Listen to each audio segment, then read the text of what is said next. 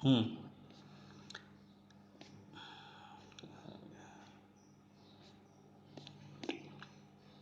हाँ, तो पॉपुलेशन से रिलेटेड जो है कुछ उसके इंडेक्स कहते हैं, जो मेज़र करने का कोई तरीका होता है उसे हम इंडेक्स कहते हैं।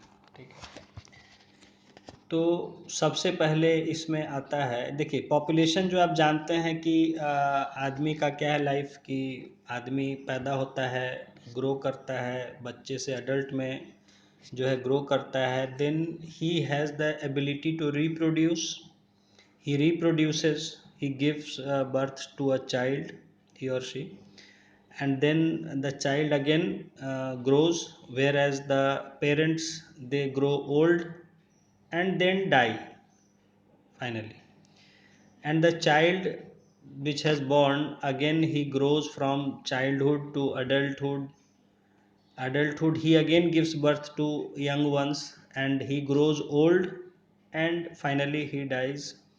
तो ये जो है हमारा पॉपुलेशन, इस तरह से हम समझ सकते हैं कि जो है जो एक बर्थ और डेथ का साइकिल चलता रहता है।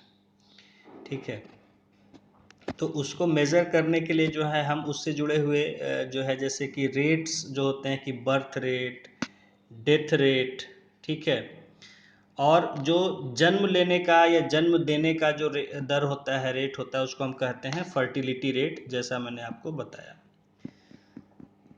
तो इसमें जैसे एक मैंने अभी आपको बताया बर्थ रेट। अब बर्थ, क्योंकि देखिए ये जो मैंने आपको बताया पॉपुलेशन स्टडीज़ जो है, जो पॉपुलेशन की स्टडी किया जाता है, ये काफ़ी कॉम्प्लेक्स होता है। कॉम्प्लेक्स इसलिए होता है कि आदमी का तो आप जानते हैं कि आदमी का के बारे में जानकारी इकट्ठा करना आसान नहीं होता है। ठीक है, क्योंकि आदमी कभी आज यहाँ है, कल वहाँ है। उसके बाद जो है बहुत सारे जो हैं वो लोग इन्फॉर्मेशन शेयर नहीं करना चाहते हैं, बताना नहीं चाहते हैं अलग अलग कारणों से, कितने बच्चे पैदा हुए हैं, कहाँ हुए हैं। अब कोई बच्चा कहाँ पैदा हुआ है, वो कहाँ ग्रो कर, अब ये मतलब ये सब डेटा कलेक्ट करना। अब जैसे पटना, अब पटना शहर में लोग हमेशा लोग आ रहे हैं, जा रहे हैं, यहाँ लोग आ रहे हैं, कुछ समय के लिए रहते हैं, फिर यहाँ से चले भी जाते हैं, फिर वहाँ से कहीं और चले जाते हैं। तो लोगों का जो है वो मूवमेंट लगा रहता है। अब बच्चों का जन्म यहाँ हुआ, फिर यहाँ से कहीं और चले गए, या कहीं और जन्म हुआ, वहाँ से यहाँ आके रह रहे हैं, फिर यहाँ से कहीं और जाके रह रहे हैं। तो इस तरह से आप समझ सकते हैं कि ये इसमें डेटा कलेक्ट करना बड़ा मुश्किल होता है कि कहाँ कितने जन्म ले रहे हैं और वहाँ की पॉपुलेशन क्या है। ठीक है, ये सब जो है थोड़ा कॉम्प्लेक्स होता है, क्योंकि पॉपुलेशन कोई फिक्स्ड नहीं है कि लोग, मतलब पटना के लोग, ऐसा कोई नहीं ना है कि पटना के रहने वाले और पटना में ही रह रहे हैं पिछले 5 साल से 10 साल से, ऐसा नहीं है। लोग लगातार पटना में आ रहे हैं और पटना से जा रहे हैं, लोग यहाँ रहने आ रहे हैं, लोग यहाँ से बाहर भी शिफ्ट हो रहे हैं, बच्चे यहाँ पैदा हो रहे हैं, यहाँ ग्रो कर रहे हैं, फिर कहीं पढ़ने चले जा रहे हैं, या कहीं और जन्म ले रहे हैं, वहाँ से ग्रो करके यहाँ आ रहे हैं। तो ये सब लगातार, और फिर यहाँ डेथ भी हो रहा है। अब वो डेथ हुआ, वो आदमी यहाँ था, यहाँ रह रहा था, कि यहाँ पैदा हुआ था, कि कहीं और पैदा होके यहाँ रह रहा था। मतलब ये सारी बातें, ये इसको करना बड़ा मुश्किल होता है। तो इसलिए इसको कोशिश किया जाता है जो भी है जितना सिस्टमेटिक हो सके, तो उसके लिए हम तरह तरह के उससे डेटा हम करते हैं और उनको एक स्टैंडर्ड तरीका अपनाते हैं उसको मेज़र करने का। तो सबसे पहले अगर हम बात करें बर्थ रेट की, तो बर्थ रेट जो होता है कि आप जानते हैं कि जन्म की दर होती है, तो उसको हम स्टडी करने के लिए एक हम कहते हैं crude birth rate. Crude, CRUDE, crude. Crude word जो है वो इंग्लिश में उसका मीनिंग होता है एक नॉट एग्जैक्ट, ठीक है, लगभग। जैसे ग्रॉस हम वर्ड यूज़ करते हैं कई जगह, तो वैसे ही कई जगह हम क्रूड वर्ड यूज़ करते हैं कि ये एग्जैक्ट नहीं होता है बिल्कुल, ये लगभग होता है, एक रफ डेटा होता है, रफ की तरह समझ सकते हैं। तो क्रूड बर्थ रेट देखिए, crude birth rate is used to measure this growth, that is population growth. The crude birth rate CBR, short में इसको लिखते हैं CBR। The CBR is the number of births in a year for every 1000 people in a country. तो crude birth rate हम क्या लेते हैं, it is the number of births in a year for every 1000 people in a country. किसी भी देश में अगर 1000 लोगों पर कितने बच्चे पैदा हो रहे हैं, यानी 1000 की जनसंख्या पर कितने बच्चे जो है पैदा हो रहे हैं एक साल में कितने बच्चे पैदा हो रहे हैं, इसको हम कहते हैं क्रूड बर्थ रेट। ये रफ आंकड़ा होता है, बहुत ही एग्जैक्ट नहीं होता है, लेकिन रफ आइडिया दे, इसलिए क्रूड इसको कहते हैं। तो ये आप समझ गए crude birth rate. Birth rate जो होता है कि number of births in a year every 1000 people पर 1000 पॉपुलेशन। 1000 लोगों पर कितने बच्चे एक साल में जन्म ले रहे हैं किसी देश में, किसी जहाँ का भी हम स्टडी कर रहे हैं वहाँ का, तो उसको हम कहते हैं क्रूड बर्थ रेट। ठीक है, तो ये एक आंकड़ा देता है हमें कि अच्छा इतना तेजी से पॉपुलेशन मतलब में बच्चे पैदा हो रहे हैं। उसी तरह होता है क्रूड डेथ रेट। ये भी होता है, the crude death rate is number of death in a year for every 1000 people in a country. 1000 लोगों पर एक साल में कितने लोग मर रहे हैं, कितने डेथ हो रही है, एक्चुअली कितने डेथ हो रही है साल भर में 1000 की जनसंख्या पर। वो डेथ किसी का भी हो सकता है, यहाँ कोई डिफाइंड नहीं है कि डेथ जो है छोटा है, बच्चा है, बड़ा है, यंग है कि ओल्ड है, क्या है, बस डेथ है। तो number of death in a year for 1000 peoples, it is called crude death rate. ये समझ में आ गया अभिषेक?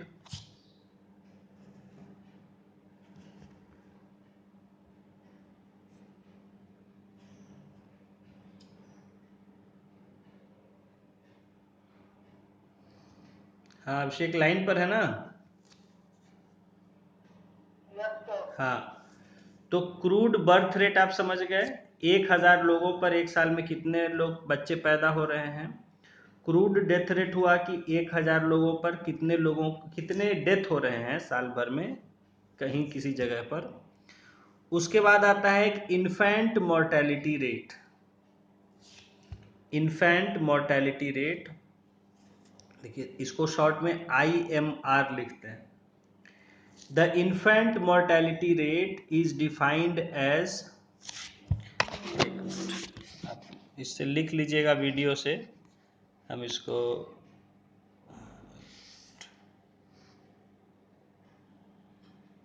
या चलिए अभी समझने के लिए है, हम आपको अलग से इसका नोट्स दे देंगे। Infant mortality rate is defined as the total number of deaths of infants before their first birthday for every 1000 births in a country। इसको समझिएगा, इन्फेंट मोर्टेलिटी रेट मैंने बताया था, इन्फेंट का मतलब होता है शिशु जो एक साल का नहीं हुआ है, मोर्टेलिटी का मतलब होता है मृत्यु, मरना, रेट। तो ये कह रहा है कि it is defined as the total number of death of infants before their first, यानी एक साल की उम्र होने से पहले कितने शिशुओं बच्चों की मौत हो जा रही है, for every 1000 births in a country. तो जितने भी 1000 बर्थ हुए किसी भी जगह पर, किसी देश या राज्य में, जहाँ भी 1000 जो बच्चे पैदा हुए उसमें कितने बच्चे एक साल की उम्र पूरा करने से पहले ही मर जा रहे हैं, ये कहते हैं इन्फेंट मोर्टेलिटी रेट IMR। यहाँ पर 1000 पॉपुलेशन नहीं है, ध्यान देना, 1000 बर्थ्स है, यानी 1000 जो पैदा हुए उनमें कितने बच्चे साल भर की उम्र भी नहीं पूरा कर पा रहे हैं, ये बताता है। ठीक है, उसके बाद आपको लाइफ एक्सपेक्टेंसी तो बताया ही था कि किसी देश में पैदा होते समय किसी आदमी की या किसी पर्सन की कितनी लाइफ होगी, तो ये कहते हैं हम लाइफ एक्सपेक्टेंसी।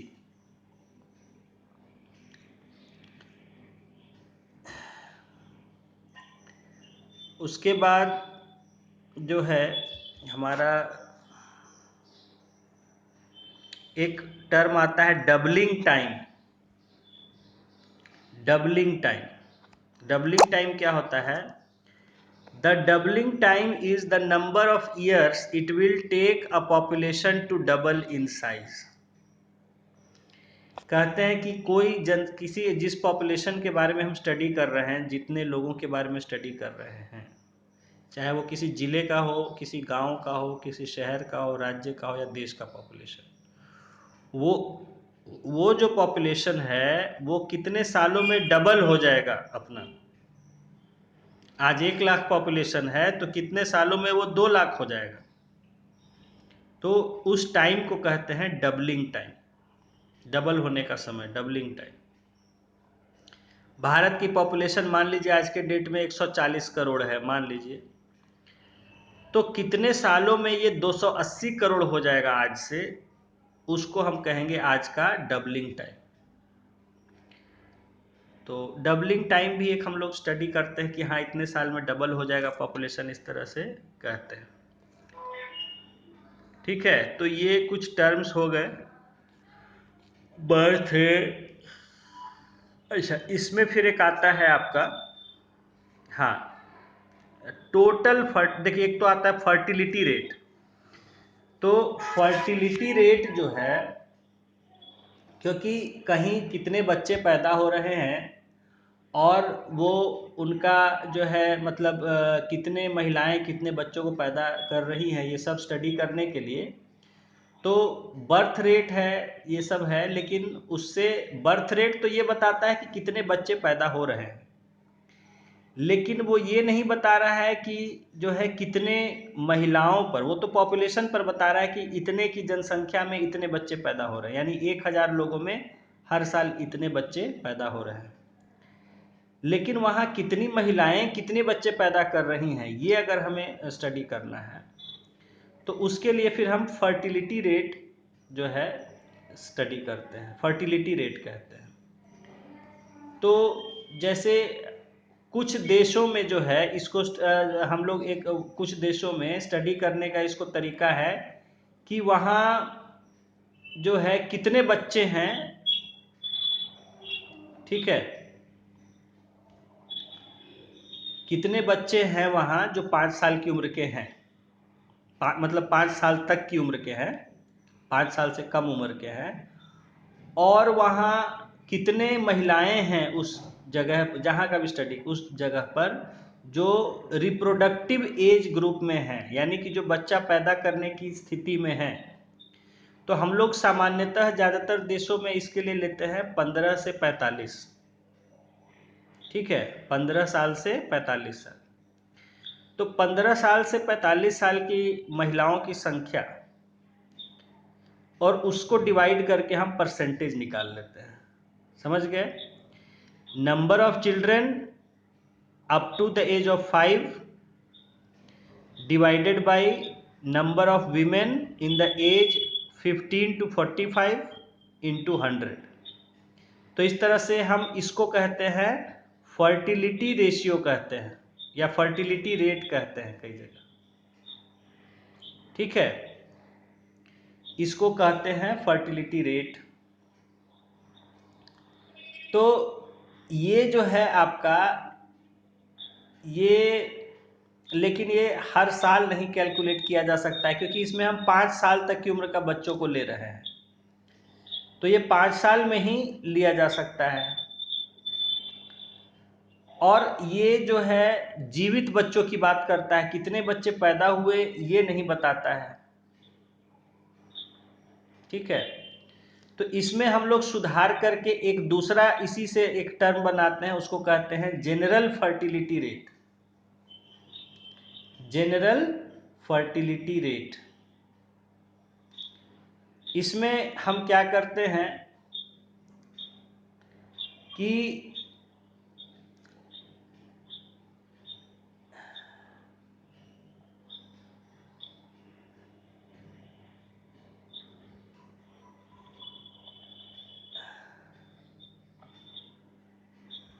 इसी को जो अभी आपको बताया, इसको कहते हैं जनरल फर्टिलिटी रेट। ठीक है,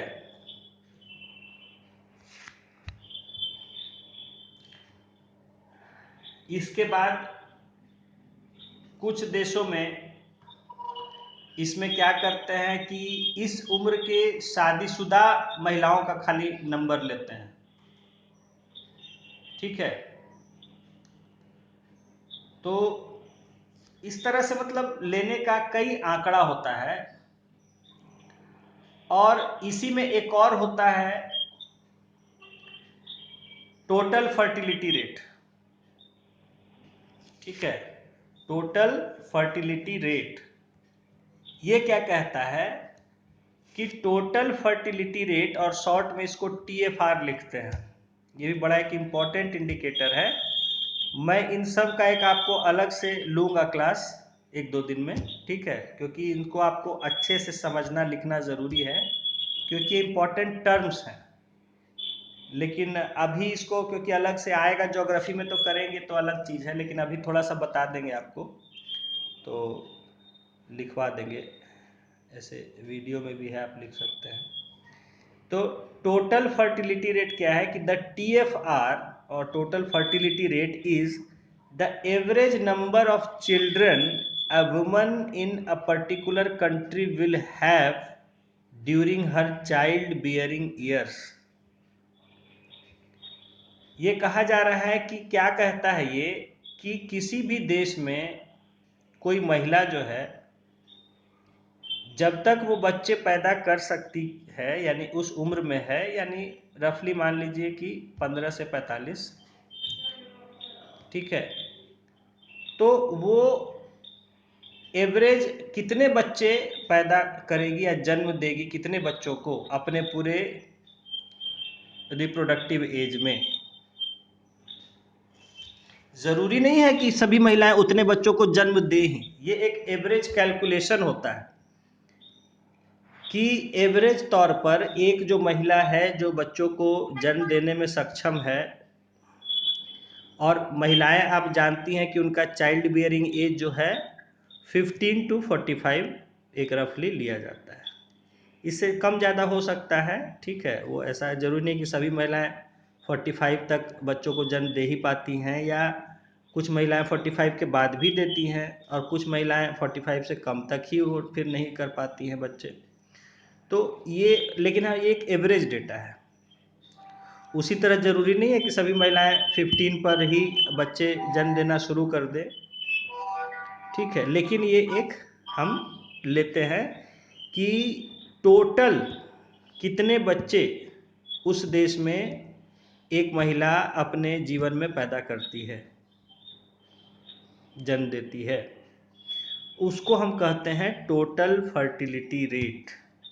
ये एक बस स्टडी करने का तरीका है, ये सिर्फ हमारे स्टडी करने के लिए बनाया गया। ऐसा नहीं है कि सभी महिलाएं मतलब जितने बच्चों को जन्म दे रही हैं। ये देखा जाता है कि अच्छा वहाँ कितने बच्चे टोटल पैदा हो रहे हैं और कितनी महिलाएं हैं वहाँ जो जन्म दे सकती हैं, उस एज ग्रुप में हैं, तो उससे ये रेट निकाला जाता है। तो क्या बताया टोटल फर्टिलिटी रेट कि it is the average number of children a woman in a country will have during her child bearing years. ठीक है, अब नेचुरल है कि जितना ज़्यादा होगा TFR उतना ज़्यादा वहाँ बर्थ रेट होगा, और जितना कम होगा उतना कम वहाँ बर्थ रेट होगा। अगर किसी देश का आता है कि वहाँ की जो एक महिला है एवरेज में वो 5 से 6 बच्चे, 5 बच्चे जो है अपने उसमें पैदा करती है, तो नेचुरल है कि वहाँ का हाई हो जाएगा बर्थ रेट, बच्चों की जन्म की संख्या ज़्यादा होगी। जहाँ कम होगा, मान लीजिए कहीं का 2 है कि मतलब किसी देश की जो महिलाएं हैं वो अपने जीवन भर में 2 ही बच्चों को जन्म देती हैं, तो वहाँ का बर्थ रेट भी कम होगा हर साल का, क्योंकि पूरे समय में 30 साल के उसमें समय में वो सिर्फ 2 बच्चों को जन्म देती है। तो बर्थ रेट जो साल भर पर 1 साल में निकाला जाता है वो वहाँ का काफ़ी कम होगा। जबकि कहीं अगर ज़्यादा है कि अपने 30 साल के समय में वो कहीं 8 हो सकता है, 10 भी हो सकता है कि 10 बच्चों को जन्म देती है, तो वहाँ का बर्थ रेट ज़्यादा होगा। तो इस तरह से ये टर्म है टोटल फर्टिलिटी रेट। ठीक है, तो ये जो है आपका, खैर समझने के लिए अभी जो हम पॉपुलेशन पॉलिसी पढ़ रहे हैं इंडिया का, तो उसको समझने के लिए कुछ टर्म्स आ रहे थे, तो उसको ज़रूरी था समझना। उसमें हमने कुछ ये लिया, crude death birth rate, crude CBR उसको शॉर्ट में कहते हैं, crude death rate CDR, infant mortality rate IMR, total fertility rate TFR। ये सब जो है बड़े ही कॉमन टर्म्स है जो कहीं भी आ जाते हैं, तो इसलिए इनको समझे बिना हम नहीं बढ़ सकते थे आगे। चलिए, तो अब हम लोग जो है अपना पॉपुलेशन पॉलिसी को देखते हैं क्या है।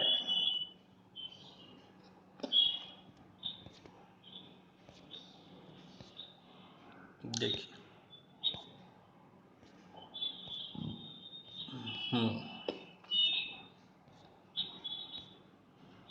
देखिए, तो यहाँ जो अभी हम देख रहे थे कि the mid term objective is to bring the total fertility rate to replacement levels by 2010। ठीक है, तो रिप्लेसमेंट लेवल कहते हैं 1 को। रिप्लेसमेंट का मतलब क्या हुआ कि जो थे उनको रिप्लेस कर दिया, उनकी जगह ले लिए। यानी कि जितने महिलाएं थीं उतनी महिलाएं फिर से आ गई, जितनी महिलाएं थीं उतनी महिलाएं फिर से आ गईं। तो इसका मतलब क्या है कि एक बच्चों को जन्म देंगी तो उतने पॉपुलेशन हो जाएगा फिर से। ठीक है, तो इसको रिप्लेसमेंट लेवल कहते हैं। तो 2010 तक था कि रिप्लेसमेंट लेवल, हालांकि सबको अभी हम समझाएंगे, अभी इतना करके चलिए आगे। तो ये हो गया मिड टर्म ऑब्जेक्टिव। फिर है so in this policy the long term objective is to achieve a stable population by 2045 at a level consistent with requirement of sustainable economic growth, social development and environmental protection। ये हमने आपको पहले भी समझाया था कि तो इसमें हम हमारा लॉन्ग टर्म जो गोल है इस पॉपुलेशन पॉलिसी में था 2000 में कि 2045 तक, यानी आने वाले 45 सालों में हम पॉपुलेशन को अपना एक स्टेबल पॉपुलेशन बना लें, ज़्यादा तेज़ी से बढ़ने वाला नहीं। अभी हमारा रैपिडली ग्रोइंग पॉपुलेशन था, तो उसको हम स्टेबल पॉपुलेशन बना लें ताकि वो जो है, जो हमारे यहाँ सस्टेनेबल इकोनॉमिक ग्रोथ की जो ज़रूरत है, एक ऐसे इकोनॉमिक ग्रोथ जो सस्टेनेबल हो। क्योंकि इकोनॉमिक ग्रोथ तो हो रहा है हमारे यहाँ, लेकिन उसके लिए हम बहुत ज़्यादा रिसोर्सेज का नाश कर रहे हैं। तो क्या वो लंबे समय तक चल पाएगा? ऐसे नहीं चल पाएगा। आप बहुत ज़्यादा रिसोर्सेज की बर्बादी करेंगे तो रिसोर्सेज बहुत जल्दी ख़त्म हो जाएंगे, ख़राब हो जाएंगे, और फिर आप अपना उस तरह का विकास नहीं कर पाएंगे। अब कोयला से खर्च करते जा रहे हैं, खर्च करते जा रहे हैं, कोयला कम हो जाएगा, प्रोडक्शन उसका या ख़त्म हो जाएगा, तो फिर कोयले वाले प्लांट आप कहाँ से चला पाएंगे? तो रिसोर्सेज को अगर हम ख़त्म कर देंगे, कम कर देंगे, तो फिर उतनी, तो इसलिए ऐसा कहा जा रहा है कि सस्टेनेबल, जो लगातार चलता रह सके, ऐसा इकोनॉमिक ग्रोथ अचीव करने के लिए जो स्टेबल पॉपुलेशन चाहिए। और आपको पता है कि पॉपुलेशन जितना होगा उतना ही ज़रूरतें होंगी। भाई आदमी पैदा हो गया, बच्चा पैदा हो गया, तो उसको भूख लगेगी, खाना आपको देना होगा। उसको आपको फूड हो गया, शेल्टर, क्लोथ्स हो गया, कपड़े देने होंगे उसको पहनने के लिए, उसको शेल्टर देना पड़ेगा आपको। उसके बाद और रिसोर्सेज लगेंगे उसके लिए, बहुत सारा बिगाड़ेगा, बहुत सारा तबाह करेगा। ये होता है, हम सबके प्रकृति में होता है, हम लोग बहुत चीज़ तबाह करते हैं। उसके बाद जाके अभी देखिए बचपन से आज तक क्या हम लोग खाली बिगाड़ते हैं सामान। जो लोग हैं, बच्चे क्या है, बच्चे कुछ बनाते हैं नहीं, उनका काम होता है बिगाड़ना, तोड़ना। They are means of destruction. उनको लाला के सामान दीजिए तोड़ देंगे, लाला के सामान दीजिए तोड़ देंगे, खिलौने दीजिए एक दिन में टूट गया, ये दीजिए कंप्यूटर तोड़ देंगे, मोबाइल तोड़ देंगे। They are a means of destruction basically. तो सारी चीज़ें वो तोड़ते हैं, वो बनाते तो कुछ नहीं है। बनाता कौन है? जब वो अडल्ट हो जाता है, समझदार हो जाता है। खाली अडल्ट होना नहीं, अडल्ट होके भी गोली बारूद करके धमाके आग लगा रहे हैं, सब बर्बादी कर रहे हैं। उसमें जो प्रोडक्टिव पॉपुलेशन है तो वो काम काज करके बना रहे हैं। तो बड़ों का काम होता है बनाना, बच्चों का काम होता है ख़त्म करना, नष्ट करना। खैर, तो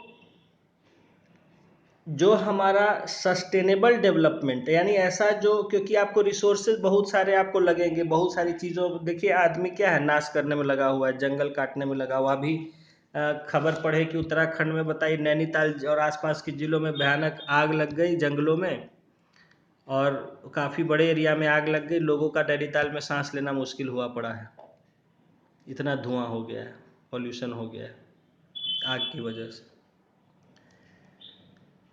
तो अब कोई लगा दिया है, कुछ लोग पकड़े गए हैं, और लगाया किस लिए होगा? आप सोचिए क्यों आग लगाएगा? तो आग लगाया होगा इसलिए कि गवर्नमेंट परमिशन नहीं दे रही है पेड़ों को काटने की। तो पेड़ों को काटेगा नहीं तो लोगों की लालच कैसे पूरा होगा, होटल कैसे बनेगा नया नया?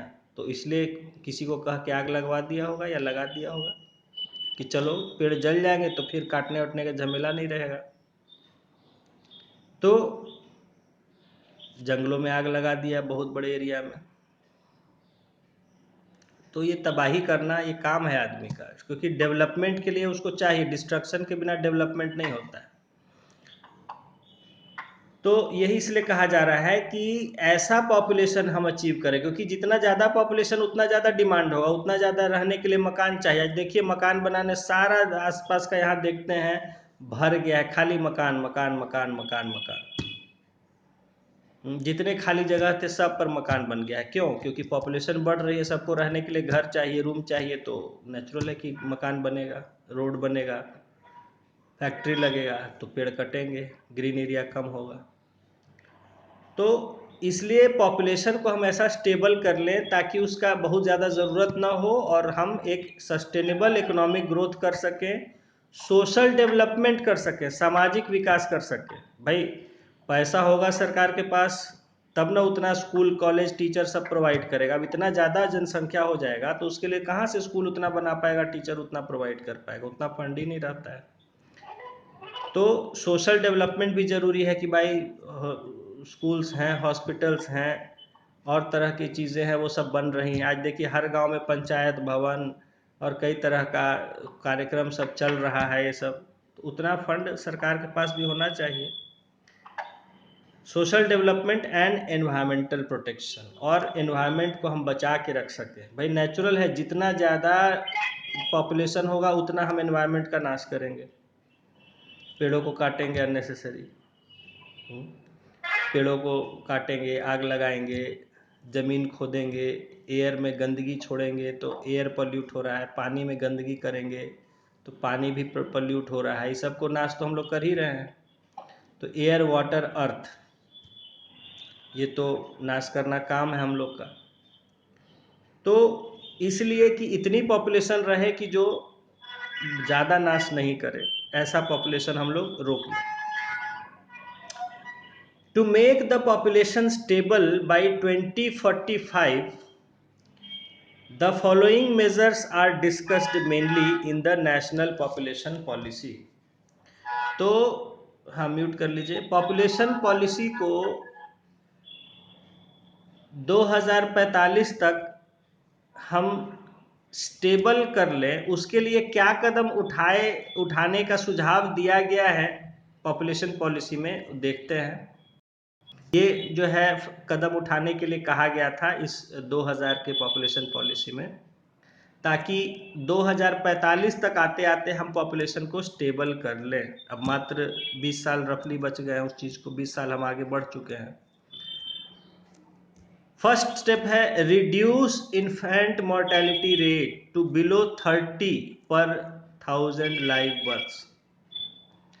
पहला जो लॉन्ग टर्म गोल था कि हमारा जो इन्फेंट मोर्टेलिटी रेट था, बच्चों के, नवजात बच्चों के मरने की दर थी, उसको 1000 जन्म में 30 से कम कर लिया जाए, यानी कि 30 से भी कम बच्चे 1000 जन्म पर उनकी मृत्यु, उससे भी कम।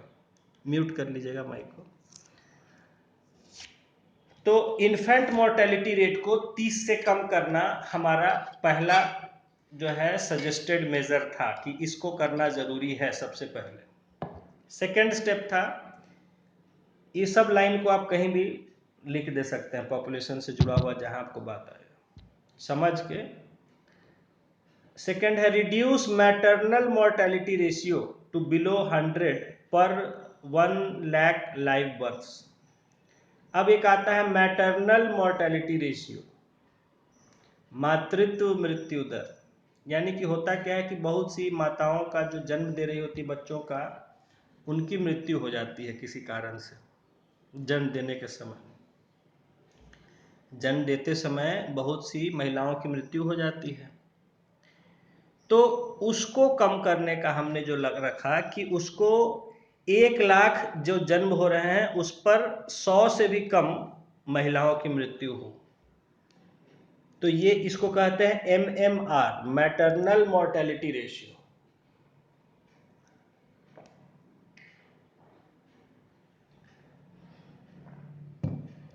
यानी कि 1 लाख अगर बच्चों का जन्म हो रहा है तो उसमें 100 से भी कम माताओं की मृत्यु हो। तो ये हमें उसको 100 से भी कम पर रेट को ले जाना था, रेशियो को। उसके बाद achieve immunisation of children, third हमारा जो इसमें था स्टेप, इम्यूनाइजेशन ऑफ चिल्ड्रन, यानी बच्चों का टीकाकरण करना मैक्सिमम, सभी बच्चों का, जितने बच्चे जन्म ले रहे हैं सबका इम्यूनाइजेशन यानी टीकाकरण कर देना, टीका उनको लगा देना जरूरी, ताकि उनकी अननेसेसरी बीमारी ना हो, डेथ ना हो। फोर्थ स्टेप था achieve 80% institutional deliveries by trained person.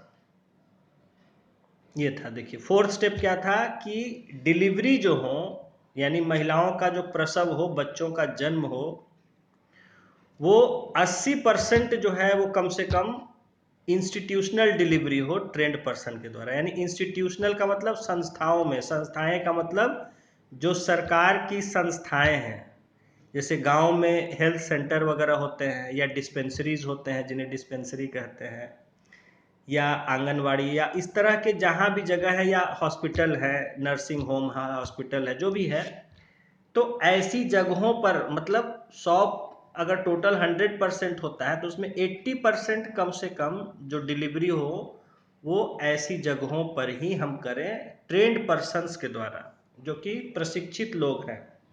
यानी गांव में मान लीजिए प्राइमरी हेल्थ सेंटर है, आंगनबाड़ी केंद्र जहाँ भी है, अगर वहाँ या कोई नर्सिंग, वहाँ जो है कोई ट्रेंड जो नर्स हैं या डॉक्टर हैं, जो भी हैं, उनके द्वारा डिलीवरी हो महिलाओं का, या हॉस्पिटल्स हैं, हेल्थ सेंटर्स हैं, जहाँ भी हो रहा है।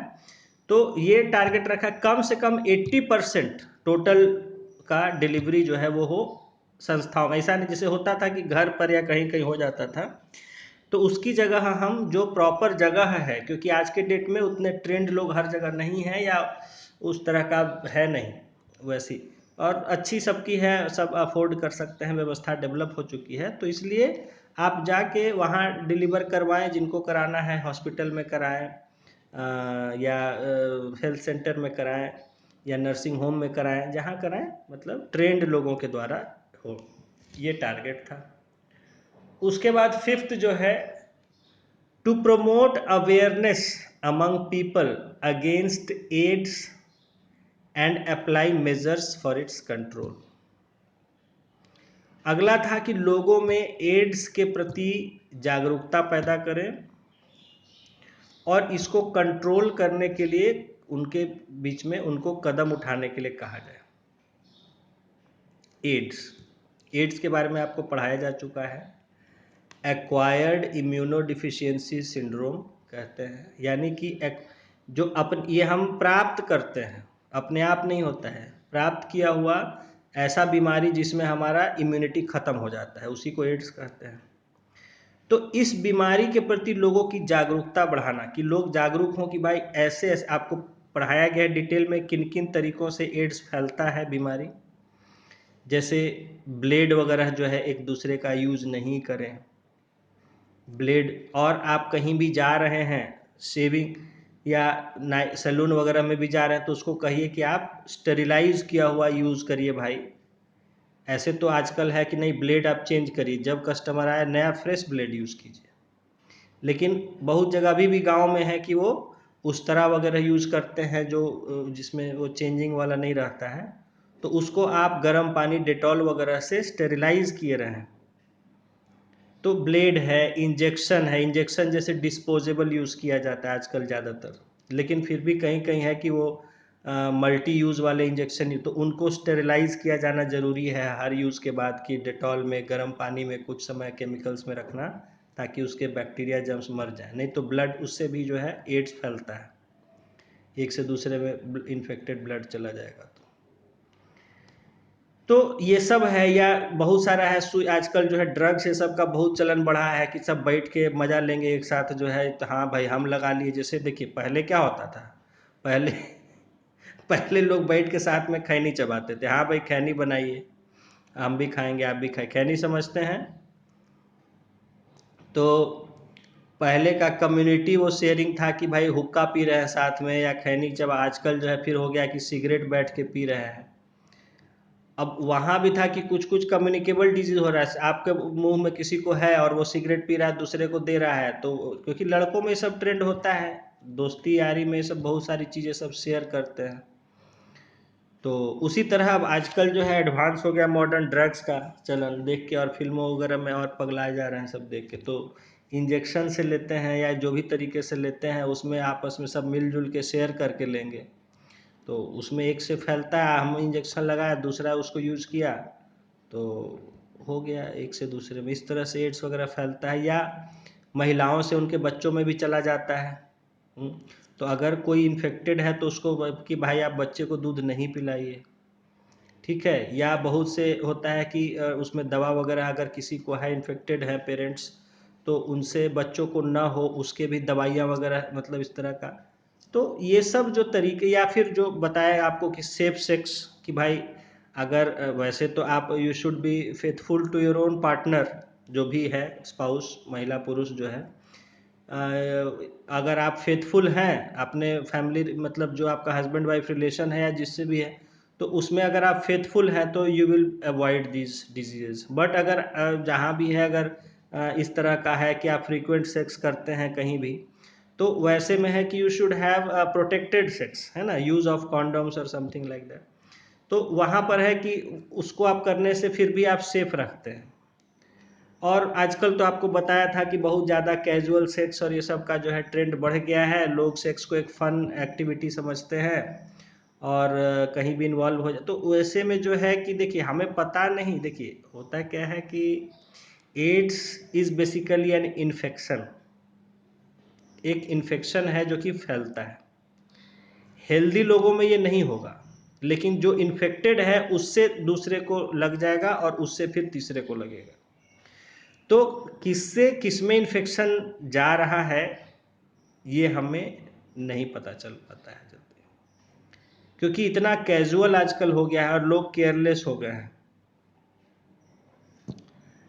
तो इसलिए जो है प्रोटेक्टेड कहा जाता है कि प्रोटेक्टेड सेक्स, यानी use of precautions like condoms और टैम्पॉन्स, या फीमेल कॉन्डम्स भी होते हैं, मतलब उनके लिए कुछ अलग नाम होता है, इस तरह का जो भी डिवाइसेस बहुत सारे होते हैं, तो उनका इस्तेमाल करना, सो दैट एटलीस्ट, मतलब भाई जो जिसको जो है उसको तो रोक नहीं सकता है कोई, लेकिन एटलीस्ट यू बी सेफ, ठीक है, तो ये चीज़ें हैं, इसलिए मतलब सबसे इफेक्टिव इनफैक्ट कॉन्डम्स ही होते हैं इसमें टू कंट्रोल द एड्स, लेकिन वो भी लोग यूज़ नहीं करना चाहते हैं। अलग अलग सबकी सोच है, अलग अलग सबका क्या क्या। सो द अवेयरनेस, उसी तरह जैसे आपको बताया कि जैसे ब्लड ट्रांसफ्यूज़न, कई केसेस ऐसे आए हैं कि भाई इन्फेक्टेड ब्लड चढ़ गया, छोटे जगहों पर या कई जगह पर ब्लड का प्रॉपर स्क्रीनिंग नहीं होता है, उसकी जांच नहीं होती है देने से, चढ़ाने से पहले या स्टोर करने से पहले। इस पर भी मूवी बन चुका है, ब्लड के जो है इलीगल बिजनेस पर। तो लोग क्योंकि ब्लड इतना हाई डिमांड में है तो वहीं से भी उसको लेके और बेच दे रहे हैं छुपा तौर पर, गलत तरीके से। और वो कहाँ से लिया इसका कोई रिकॉर्ड नहीं, लेने से पहले उसका जांच नहीं किया। जैसे आप ब्लड कहीं देने जाएंगे तो देने से पहले आपका जांच होता है या आपके खून, तो वहाँ जो है आप बिना जांच किए और ब्लड ले लिए, इन्फेक्टेड ब्लड है और उसके बाद उसका चढ़ा दिया किसी को, तो वो तो आदमी अगला शिकार हो जाएगा एड्स का। तो there are many methods of transmission of AIDS. तो लोगों में जागरूकता, उसके प्रिकॉशंस जो है सेफ्टी का फैलाव करना ज़रूरी है ताकि इसको कंट्रोल किया जा सके। And then to give incentive to a family of 2 children,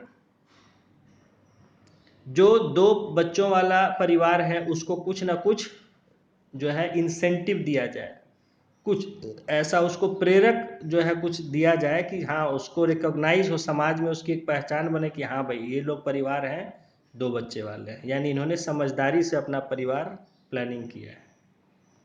और पहले देखिए इसलिए ऐड भी इतना ज़्यादा आता था, हम 2 हमारे 2, अब तो चलता है हम 2 हमारे 1 ही चलता है। हम 2 हमारे 2 भी आजकल मतलब ठीक ठाक ही हो जाता है, लेकिन ठीक है 2 है तो बस मतलब अब नहीं। और सरकार भी इसके लिए क्या करती है कि 2 बच्चों तक ही वो जो भी बेनिफिट्स देती हैं पेरेंट्स को, 2 से ज़्यादा बच्चों के लिए बेनिफिट्स नहीं देती है, या कंपनीज भी जो है बहुत सारे।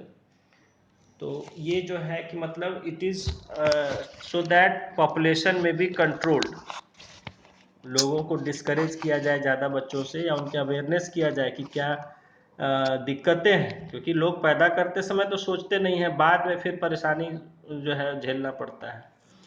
तो पहले से अगर उनमें अवेयरनेस रहे तो कंट्रोल हो इसमें। Then next is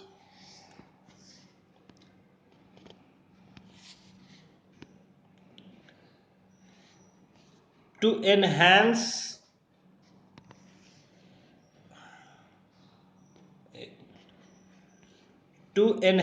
the facilities for safe termination of pregnancy, to enhance the facilities for safe termination of pregnancy। तो यहाँ एक और चीज़ है कि जैसे जो लीगल तरीके हैं प्रेगनेंसी 20-25 वीक्स तक जो भी टर्मिनेट करने के, तो उनके लिए और ज़्यादा अच्छी सुविधा दी जाए ताकि बेहतर ढंग से, ताकि न नुकसान हो उसमें माता जो बच्चे को जन्म देने वाली है उसको भी, क्योंकि कई बार क्या होता है गलत तरीके से अबॉर्शन करने से अफेक्ट कर देता है महिला के रिप्रोडक्टिव ऑर्गन्स को, और कई बार ऐसा होता है कि आगे वो बच्चे को जन्म देने में नहीं सफल हो पाती है, या बहुत ऐसा केस होता है कि गलत तरीके से अबॉर्शन वगैरह हो जाने से या दवाएं खा लेने से उसकी आगे की वो कैपेसिटी चली जाती है कि वो बच्चे पैदा कर सके, या बच्चे पैदा भी होते हैं तो वो कुछ उनको डिफेक्ट्स हो जाते हैं उनमें। तो इसलिए अबॉर्शन भी हो रहा है या टर्मिनेशन ऑफ प्रेगनेंसी हो रहा है तो वो प्रॉपर ढंग से हो, उसके लिए बेहतर सुविधाएं हर जगह उपलब्ध हो। ठीक है, तो अक्सर ऐसा होता है कि अधकचरी जानकारी होती है, टीवी में देख लिया, कहीं देख लिया। आप जैसे मतलब क्या कहें, एक समय था ऐसा कि इन दवाओं का इतना ज़्यादा प्रचार होता था टीवी पर। एक आईपिल आई थी दवा आज से 20 साल पहले, आईपिल के नाम से। तो उसको कहते थे कि भाई अगर ठीक है आप जो है प्रोटेक्टेड सेक्स नहीं किए तो सेक्स करने के 2-3 दिन तक उसको खा लीजिए तो आपको प्रेगनेंसी नहीं होगी।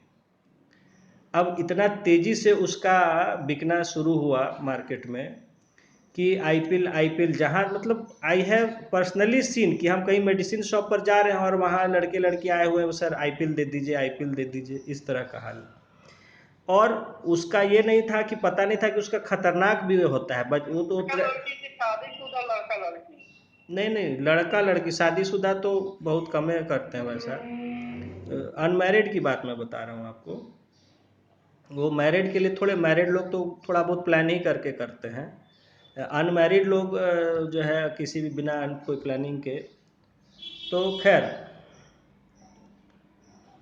So it is leading, it is dangerous medicine. और वो क्या है कि मतलब मैनी उनके लिए मतलब फेटल हो जाता है फॉर द गर्ल्स, बिकॉज उनको लगता है कि भाई ये तो प्रचार आ रहा है, इट इज़ वेरी सेफ, वो तो टैबलेट की तरह है, मतलब कोई भी टॉफ़ी की तरह खा लिया दवा उनको। क्योंकि देखिए उसको बेचना है, बहुत सी दवाओं का देखिए अभी सुप्रीम कोर्ट ने बहुत टाइट हुई है, बहुत सारे कंपनीज को नोटिस दिया गया है कि आप जो गलत सलत प्रचार नहीं करें।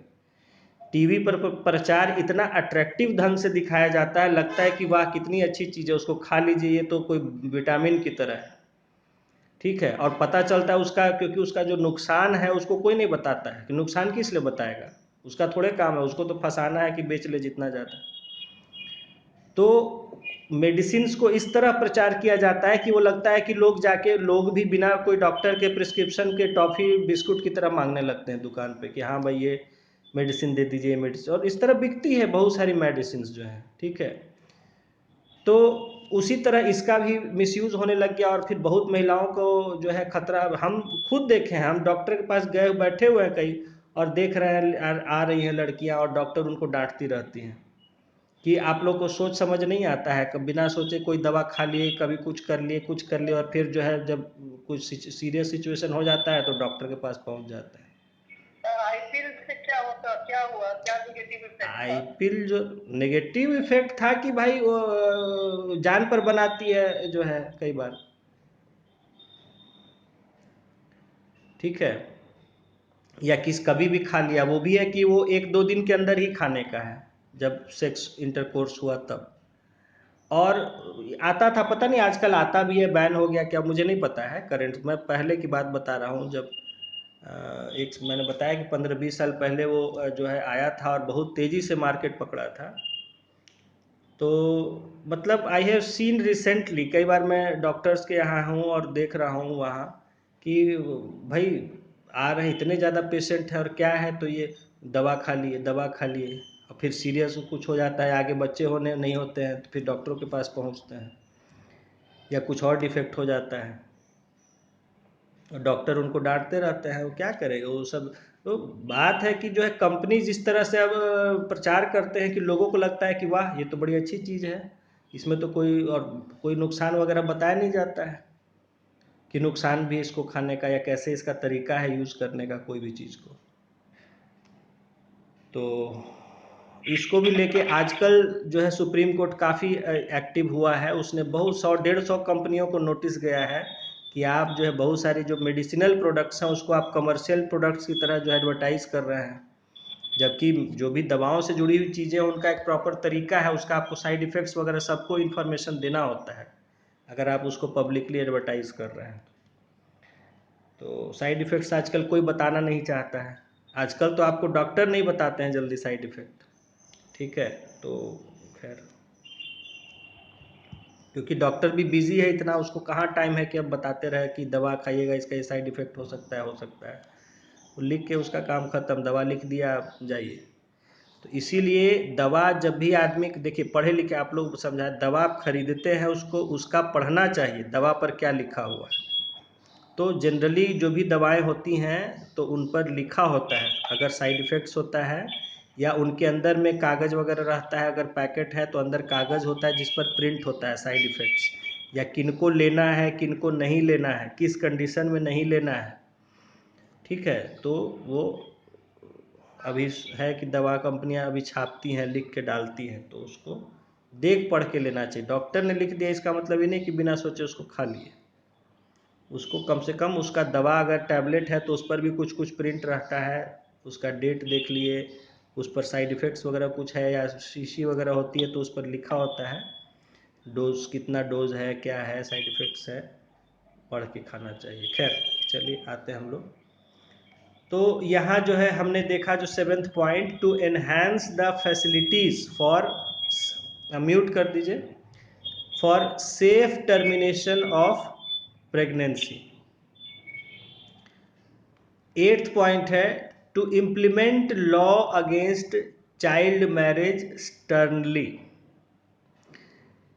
चाइल्ड मैरिज के विरोध में जो कानून बना हुआ है उसको कड़ाई से पालन कराए। होता क्या है कि इग्नोर कर देते हैं पुलिस वगैरह भी कि ठीक है, कहीं से कोई शिकायत आया, जानकारी आया कि चाइल्ड मैरिज हो रहा है तो अच्छा ठीक है, हो जाने, क्या है, कर ही रहा है जिसको करना है। तो ऐसा नहीं, उसको कड़ाई से उसका पालन करना ज़रूरी है, क्योंकि ये समाज के नुकसान में है।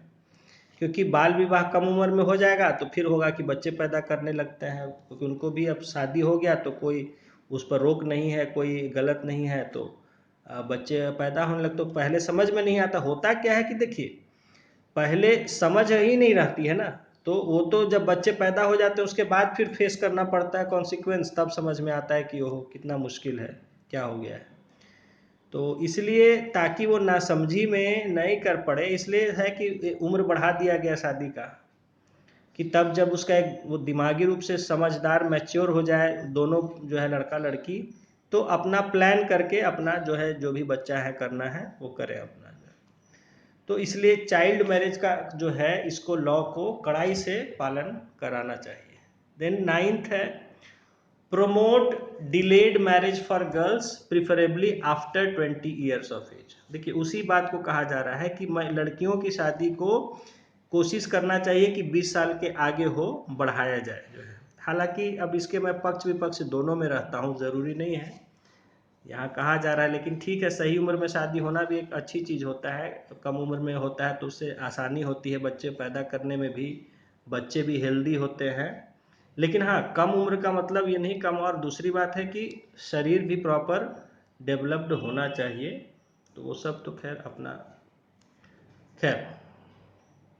नेक्स्ट है to provide special reward for those women who marry after 21 years of age and get sterilized after 2 issues।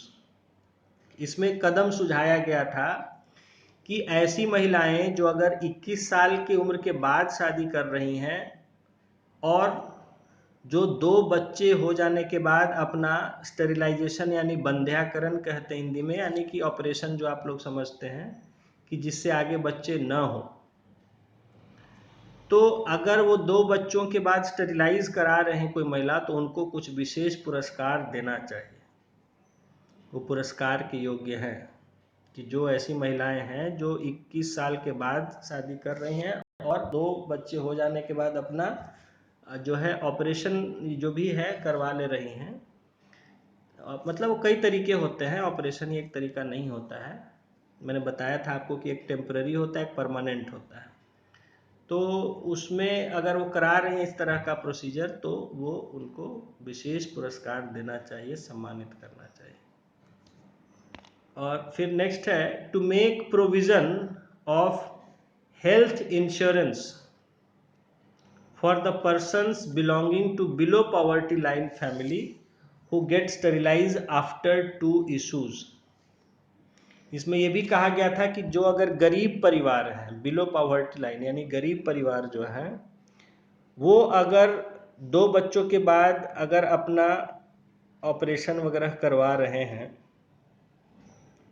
तो उनको हेल्थ इंश्योरेंस भी सरकार को देना चाहिए, उनका हेल्थ इंश्योरेंस। क्योंकि 2 बच्चे करने के बाद उन्होंने अपना करवा लिया ऑपरेशन, इसका मतलब आगे बच्चा नहीं होंगे, तो ऐसे में उन बच्चों की विशेष देखभाल होनी चाहिए। यानी कि ऐसा ना हो कि फिर उन बच्चों की किसी भी कारण से आगे मौत हो, तो उसलिए उनका हेल्थ इंश्योरेंस सरकार को कराना चाहिए, ऐसा इसमें कहा गया था। नेक्स्ट है 12th point to constitute a national commission on population under chairmanship of prime minister to have an eye on national population policy. कहा गया था कि एक नेशनल लेवल पर एक कमीशन बनाना चाहिए पॉपुलेशन को लेके, जिसके कि हेड हों सीधे प्राइम मिनिस्टर, ताकि वो देश की जो क्या पॉपुलेशन पॉलिसी है इस पर एक नज़र रख सकें। ये भी कहा गया था, क्योंकि होता क्या है कि पॉपुलेशन वगैरह का चीज़ को बड़ा नज़रअंदाज किया जाता है, कोई ध्यान नहीं देता है, मंत्री नेता जो भी हैं, और ये मतलब एक अनइम्पॉर्टेंट वर्क की तरह चलता है। तो उसके जो ऑफिसर्स होते हैं वो भी सीरियसली नहीं लेते हैं, जो कामकाज करने वाले रहते हैं वो भी सीरियसली लेते नहीं हैं। तो मतलब कोई ड्यूटी इसमें ठीक से होती नहीं है, टाइम पास की तरह होता है। तो इसलिए कोई हमें पॉपुलेशन में सिग्निफिकेंट चेंज देखने को नहीं मिल रहा है। तो इसीलिए कहा गया था कि इस पर एक जो है नेशनल कमीशन होना चाहिए, जिसके जो है अध्यक्ष सीधे प्राइम मिनिस्टर होने चाहिए, ताकि वो अपना देखें, इस पर नज़र रखें कि हाँ क्या किया जा रहा है, नहीं किया जा रहा है। Under the policy, a 10-year action plan is formulated to stabilize the population at 1100 million by 2012। कहा जा रहा है कि इस पॉलिसी के तहत एक 10 साल का एक्शन प्लान यानी कार्य की योजना, कैसे कैसे क्या किया जाएगा उसको कहते हैं एक्शन प्लान। तो 10 साल का एक एक्शन प्लान बनाया गया ताकि 2012 आते आते, यानी ये 2000 के पहले बना था, तो अगले 12 सालों के लिए एक योजना बनाई गई थी कि जिससे कि हम 1100 मिलियन पर स्टेबल कर दें 2012 पर। द पॉइंट्स डिस्कस्ड, हालांकि अभी देखिए हमारी कि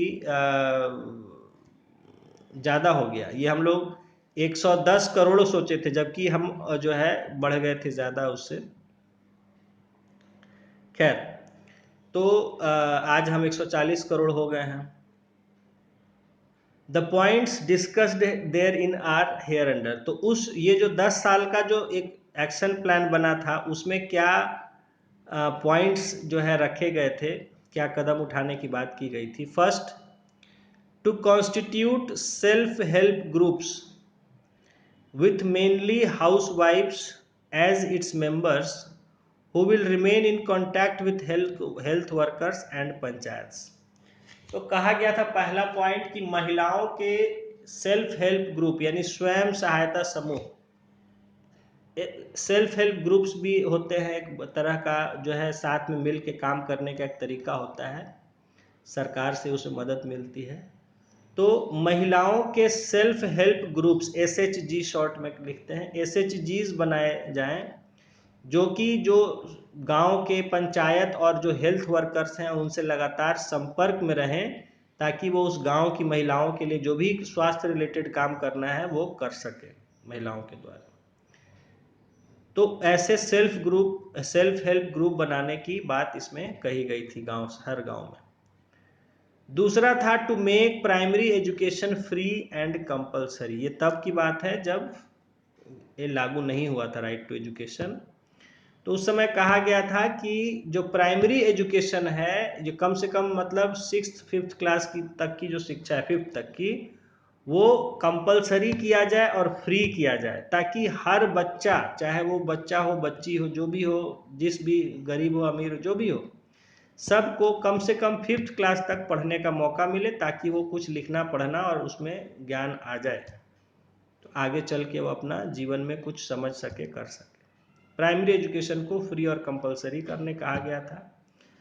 थर्ड था इसमें to make registration compulsory for marriage and pregnancy along with birth and death. कहा गया था कि शादी और प्रेगनेंसी का रजिस्ट्रेशन को कंपलसरी कर दिया जाए, यानी अगर कोई शादी कर रहा है तो उसको रजिस्टर करना ज़रूरी है, और प्रेग्नेंट हो रही है कोई महिला तो उसको भी गवर्नमेंट में रिकॉर्ड हॉस्पिटल में जहाँ भी रजिस्टर करना ज़रूरी किया जाए, along with birth and death. उसी के साथ साथ जन्म और मृत्यु को भी रजिस्टर, तो बर्थ और डेथ तो हो चुका है कंपलसरी, और मैरिज भी कंपलसरी नहीं है, वॉलंटरी है अभी भी, और जो है प्रेगनेंसी तो अगर आप हॉस्पिटल वगैरह में कहीं जाते हैं तो किया ही जाता है, अगर नहीं जाते हैं तो नहीं होता है। तो ये कहा गया था कि इसको कंपलसरी रजिस्ट्रेशन किया जाए, मैरिज का, प्रेगनेंसी का, बर्थ का और डेथ का। Through the policy the government hopes to stabilise the आज यहीं तक रहने दें, चलिए ठीक है, चलिए कल ख़त्म हो जाएगा।